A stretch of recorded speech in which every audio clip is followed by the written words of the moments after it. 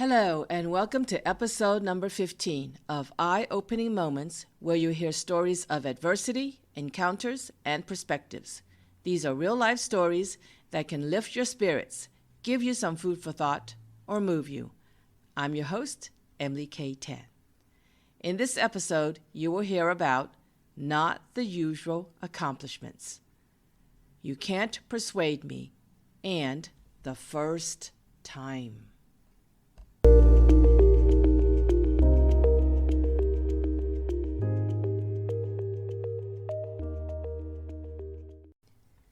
A moment of adversity called not the usual accomplishments. When we think of accomplishments, we usually think of degrees, positions, possessions, or the amount of money made. While those are forms of achievements, and society tells us they are accomplishments, there are other forms of achievements. When a friend asked what my greatest accomplishment was, I quickly knew the answer. But before I could answer, Everett, the person who knew me reasonably well, started guessing, and I didn't even ask him to guess. He thought it was my degrees, my move abroad, and my endurance in business. I said, no, no, no. Then what could it be, he said.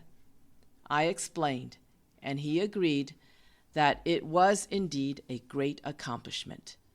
After that talk, it occurred to me that there are different kinds of achievements, and depending on your values or perceptions, you determine what is considered more remarkable.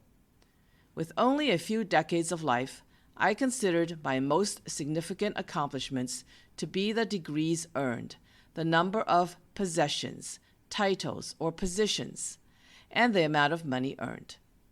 As I aged or gained more experiences, I found more extraordinary things called accomplishments instead of the usual ones. The younger me had worked so hard to achieve all the typical types of accomplishments, and once completed, it was like, so what? Am I just one of the millions of people on this earth that chase and try to pursue what society says is great to do? The older me, with other experiences, began to see accomplishments differently. Not the usual was intriguing and exciting because they brought more value to this life, this being, this character that is me. I dreamed of going to college as it would be my ticket to freedom from family and a brighter future. But I didn't have the money to pay for tuition. I was only 17. In desperation, with a bit of creativity and luck, I found ways to finance my college education and obtain the degrees. The accomplishment was the struggle to find a way. To me, it was a matter of survival. My whole life was at stake. I had to succeed and get on a positive path. I found government programs and an attorney to help me. I call my most significant accomplishment this act because I found the creativity in me to solve such an enormous problem. Many years later, I took a considerable risk to go into business when I already had a stable and secure career. After 5 years of struggling to succeed and not making millions, I finally quit when the company went out of business during the economic recession. The hard work of constantly looking for clients made me spend more money than making money. Attending numerous networking events or seminars, creating many and varied marketing ideas, talking with hundreds of strangers, and reading about selling did not bring much profit. However, I call my experience in business an accomplishment because I demonstrated tenacity for 5 years, despite earning little income. And along the way, I exercised creativity to produce new ideas to drum up business continuously. I was even able to do training to empower others to continue forging ahead. Strengthening my willpower and having a never-give-up attitude reaped the rewards in building character and skills to handle challenges. Since I wasn't making money, I soon lost my house, emptied my bank account, dipped into my retirement fund, sold some belongings, lost my boyfriend, and couldn't get a job or return to my previous profession. I was officially broke, and I did it to myself as I chased the dream of fame and fortune. I moved abroad, got a great job, and moved on to a better life.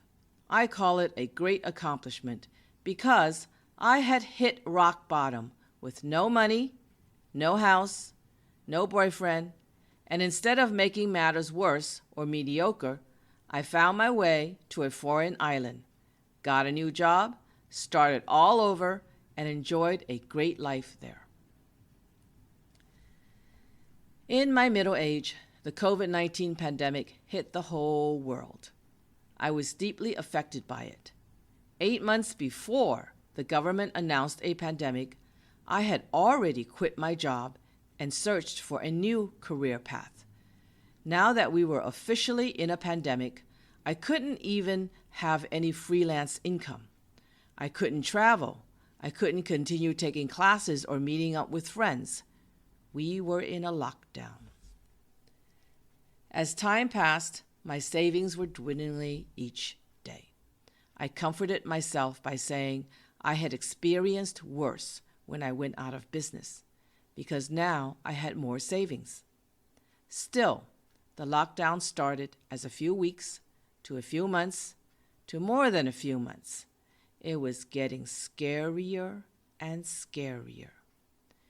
One was the fear of contracting the virus and having no health insurance, and the other was having no income and knowing that the savings was to be less and less. I proceeded to make plans to move abroad again, but there were travel bans or restrictions worldwide. After 3 months of attempting to find ways to go, I finally found a way to leave the country within the allowed parameters. I call this a great accomplishment because while I persisted in finding a way to go, I had financial issues looming over me and travel restrictions stopping me. If I didn't hurry and resolve this problem, I would be broke again.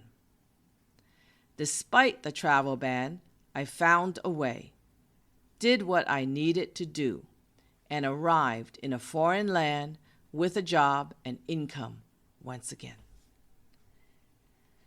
These experiences of highly challenging situations tested my ability to survive and thrive. Because I was able to overcome them, I call them accomplishments.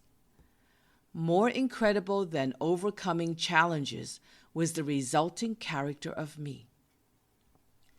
My value is not the degrees, positions, money, and possessions I hold.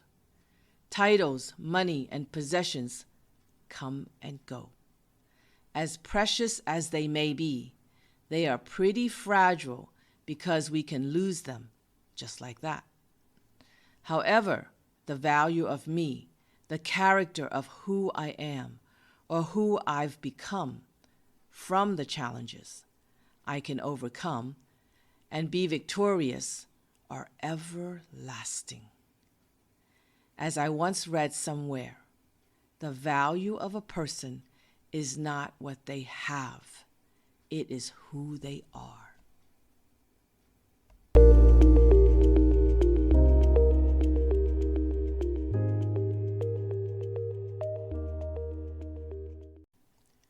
A moment of an encounter called You Can't Persuade Me. Marry me, he said. But I have to go to college, I said. He said, "I'll wait." It was one August morning before I was going to start college. He was from California and I was from Massachusetts. We met in my hometown of Boston. As wonderful as first love was, I was more excited about college. It was my ticket to freedom and a bright future. Not knowing it at the time, he did support my ambitions for college, as he had not finished college himself, but believed in higher education.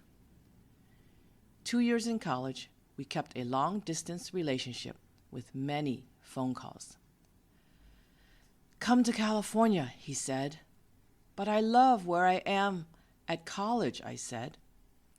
I was madly in love, but I had so many things to do for my future before settling down. "Come to California. It's nice out here. Come to California." He was saying this for 2 years. Finally, I made my way to California before my junior year of college. Busy with a new life and environment, he didn't contact me and told me to concentrate on my studies. I suppose we broke up, and I didn't even know it. Before you knew it, nearly 2 years passed by, and I was about to graduate from college.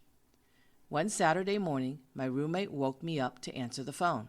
I answered it, and I was shocked, surprised, and happy to hear from my long-lost love, whom I didn't hear from in nearly 2 years. I kept asking, "How did you find me?" He wouldn't tell me. He said, "You're graduating soon, right?" "Yes," I said. "Come to San Francisco," he said. "Come to San Francisco." And just like that, as if no time had elapsed between us, I made my way to San Francisco, all in the name of love. At 19, I arrived in California because he repeatedly asked, and I loved him. At 21, I made my way to San Francisco because he repeatedly asked, and I was still in love with him. Finally, we no longer had a long-distance relationship. Indeed, he waited 4 years for me to graduate from college. One day, no particular day, we sat in my apartment conversing, and out of nowhere, he said, "Do you want to marry me?" I said, "I just started my career, and I am still too young to get married." I was 23. A few years passed, and he asked again, "Do you want to marry me? I want to know." I said, "I'm going to grad school. I'm still young, and I am not ready to have babies." I was 25. Upon reflection, he asked me to marry him at least 3 times in nearly 10 years in the on-again, off-again relationship.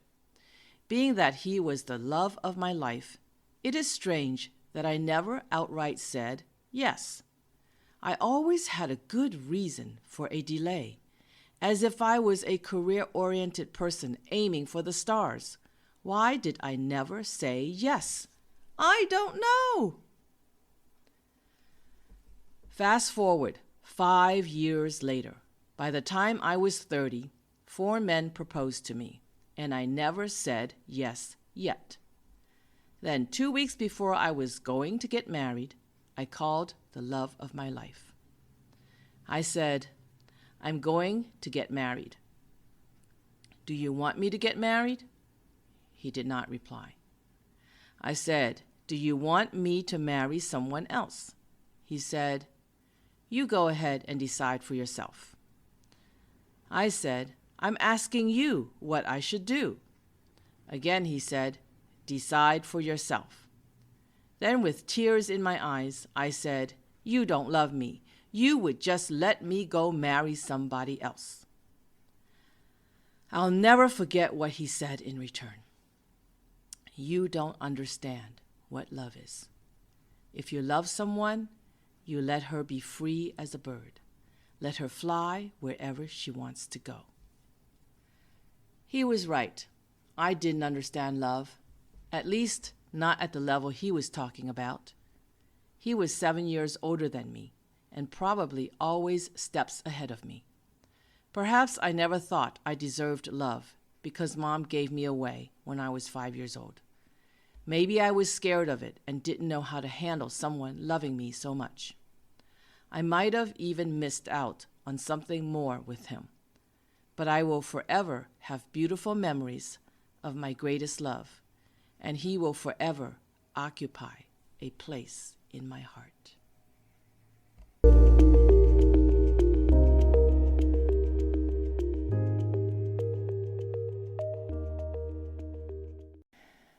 A moment of a perspective called the first time. Anything the first time is so sweet or bittersweet. To call or recall a first time is beautiful, but knowing how beautiful first time things are, we need to treasure and savor those moments. We can't bring them back because time will not reverse. Time will only move forward. We can't rewind time. We can't stop time. We can only go with it on the ride and enjoy it. When watching movies, we can see how much we sometimes want to go back in time. We even want to invent the time machine because we want to go back in time. But no matter how much we want special, precious, and first-time moments to return to us, they can only return in our memories and imaginations. I close my eyes and enjoy some first-time events. The first time I fell in love, I was floating on the clouds. Everything was so beautiful, and I was so happy. The first time someone kissed me, what's going on? What is this tongue doing in my mouth? The first time someone proposed to me, I was 17, but my head was still intact, and I said I needed to finish college. The first time I went off to college, it was my first taste of freedom in every which way, and I was ecstatic. The first time I sat on an airplane, I was in the clouds and wondered if I was going to another world. The first time I sat on a train, I was excited and scared. I was on my way to college and on my way to independence. The first time I sat in a police car, I was scared and hoped I wouldn't be locked away. The first time I sat in a BMW, I smelled the leather and thought, is this how wealth smells? The first time I sat on a scooter, how fun to have the wind blowing in my face, and it was so romantic. The first time I rented an apartment on my own, I was officially a grown-up and on my own. The first time I experienced happiness, I took the Landmark Forum, and I was 25 years old. The first time I went skydiving, it was the ultimate feeling of freedom and sheer joy. The first time I sat under a waterfall, I felt clean and pure. Happiness was sitting with nature. The first time I bought my own house, I am a powerful woman. The first time I went to a foreign country by myself, I was scared and excited all at once. The first time I saw the terracotta soldiers, I could feel history down to my bones. It was chilling, and I was in awe.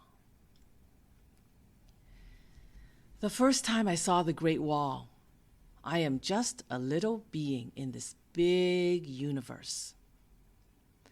The first time I gave a speech and won first place, I felt triumph and satisfaction that I showed the world I am somebody.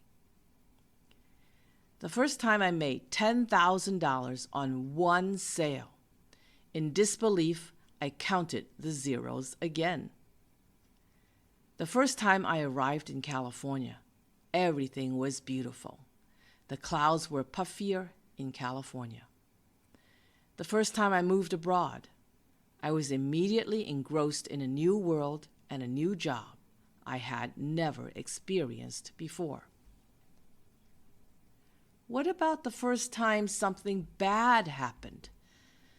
Initially, when we think of the first time of something, we think of good things. But there are also bad things, and we don't want to think about them because they drudge up bad memories. But by bringing them up, will they be a release or bring an end to them? Let's think. The first time I was dumped, I was shocked, I was devastated, and I couldn't shed a tear. The first time I was humiliated, disbelief and anger dominated the core of my being. The first time I was petrified, I arrived in Sri Lanka, and immediately people were trying to scam me. The first time I felt dead, I was breathing, but my insides felt gutted out. I was empty, hollow, and heartbroken. The first time I felt poverty, I had nothing to eat. My stomach wouldn't stop growling. The first time I felt wealth, I bought a house all by myself. The first time I went into business, I was making the biggest risk of my life. The first time I was betrayed, the energy forces inside me escaped my body. The first time I drove a car, I was scared to death of crashing and getting hurt. The first time I was cheated on, I began not to trust men. The first time I was in a car accident, I felt like my mind had escaped my body and I didn't know where I was. The first time I was yelled at, what was wrong with him? When will it be over? The first time I was blindsided. How did I not see it coming? I was baffled. Whether they be good first-time somethings or bad first-time somethings, they all involve emotions. Perhaps the most memorable ones are the ones that evoke unique emotions. Most notable was one good first time and one bad first time. First, the bad one, the most significant emotional devastation of my life, was when my boyfriend of 9 years broke up with me when he cheated on me. I don't know how such devastation turned me into a zombie. I was walking and breathing, but I was hollow inside with no energy or feeling. I don't know why I couldn't shed a tear. I suppose the shock of it all never escaped me because I still can't shed a tear about it. Now the good one. It was a unique set of emotions felt all at once. When I got 2 awards after 5 years of struggling to make money in business, I could never imagine the kind of emotions I had when I was floating over to receive my awards. It was a mix of excitement, nervous tension, a trembling body, a red-hot face with tears uncontrollably running down my face. I had a feeling of euphoria, like I was floating, a level just a little higher than when I first fell in love. I sensed myself looking onto myself like I escaped my own body. I was looking at myself from outside my own body. I never had so many emotions happening all at once. There needs to be a new name for such feelings rolled up into one. Perhaps no one could understand it to give me a name, but can you imagine working so hard, tirelessly, relentlessly, optimistically, while getting knocked down over and over with no success in sight of closing a sale or making money for 5 long years? I have no words left to try to describe it, but I'll never forget the feeling. Good or bad first-time occurrences are memorable. How we choose to perceive them is our choice. Choosing to remember the good ones can remind us to appreciate each moment. Choosing to recall the bad ones can remind us to learn a lesson or move beyond them. Good or bad, we need not judge them as such, but remember, they are the spices of an abundant life.